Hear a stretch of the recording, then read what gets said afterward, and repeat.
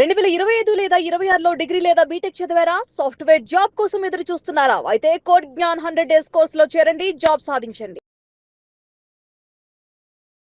నమస్కారం సాయిరామ్ గారు. నమస్తే అండి. ఫ్రెషర్స్ 1 ఇయర్ గ్యాప్ వచ్చినటువంటి వాళ్ళు ఏదైనా సాఫ్ట్వేర్ జాబ్కి కనుక అప్లై చేస్తే అప్లికేషన్లో ఆ గ్యాప్ని హెచ్ఆర్కి చెప్పేటప్పుడు అసలు ఏం చెప్తే ఖచ్చితంగా వీళ్ళు జాబ్ క్రాక్ చేయడానికి అవకాశం ఉంటుందంటారు?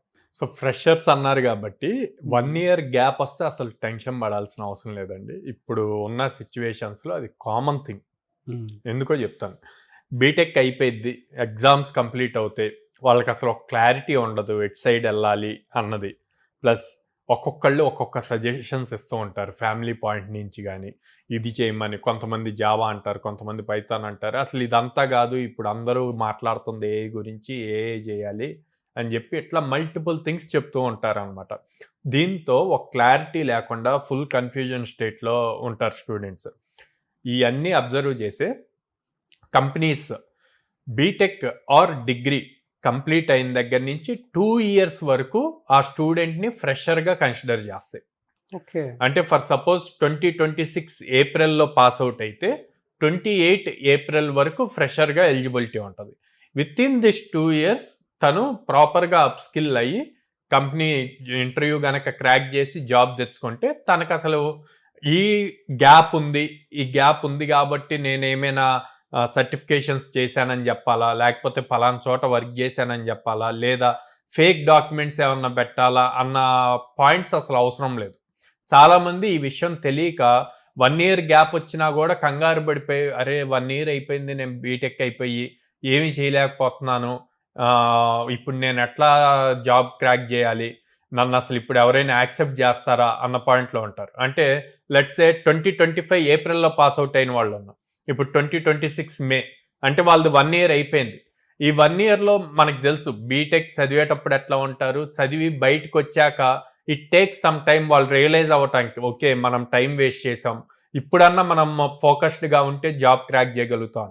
సో ఇట్లా ఈ 1 ఇయర్ అయిపోయిన వాళ్ళు ఎవరైనా ఉండి భయపడుతూ ఉంటే గనక, అరే 1 ఇయర్ అయిపోయింది, ఇప్పుడు అసలు నాకు జాబ్ వస్తుందా, ఏమైనా కంపెనీ ఆఫర్ ఇస్తుందా అంటే కోడ్ జ్ఞాన్ వాళ్ళకి కావాల్సిన ఆపర్చునిటీస్ చూపిస్తుంది.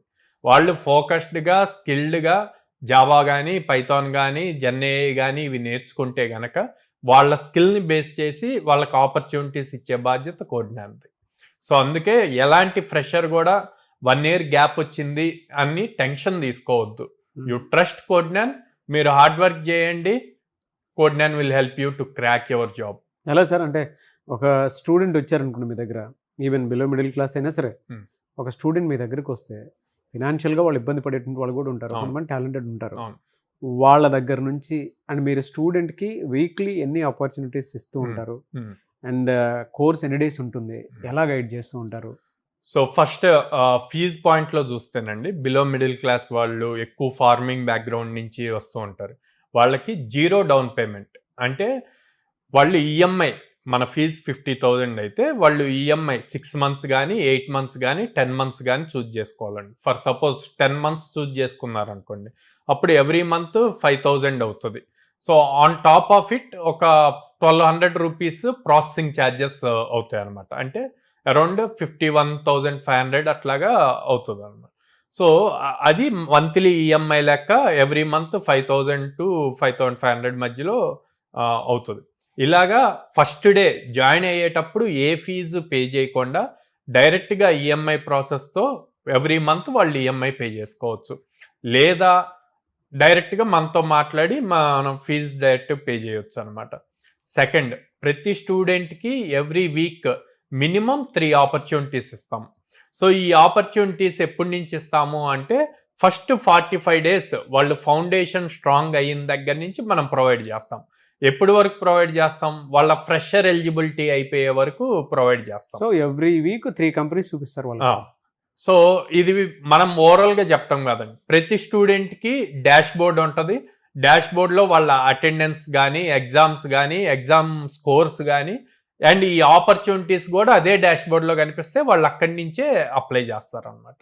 ఈవెన్ వాళ్ళు నెక్స్ట్ రౌండ్కి వెళ్ళారా లేదా అన్నది కూడా ఆ డాష్ బోర్డ్లోనే కనిపిస్తుంది. సో ఇప్పటి వరకు కోడ్ జ్ఞాన్లో 4,100+ స్టూడెంట్స్ ప్లేస్ అయ్యారండి.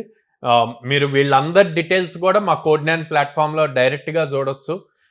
అండ్ చాలా మంది రివ్యూస్ మీరు తీసుకున్నారు. రీసెంట్ గా కూడా చాలా మందికి 6 lakhs 8 lakhs ప్యాకేజ్ వచ్చాయి. అవునవును. టీసీఎస్, ఇన్ఫోసిస్, విప్రో నుంచి, కాగ్నిజెంట్ నుంచి వచ్చినాయి అనమాట. సో ఇంత ఎక్స్పీరియన్స్ మీద చెప్తున్నాను, ఫ్రెషర్ కి 1 year కెరీర్ గ్యాప్ వస్తే భయపడాల్సిన అవసరం లేదు.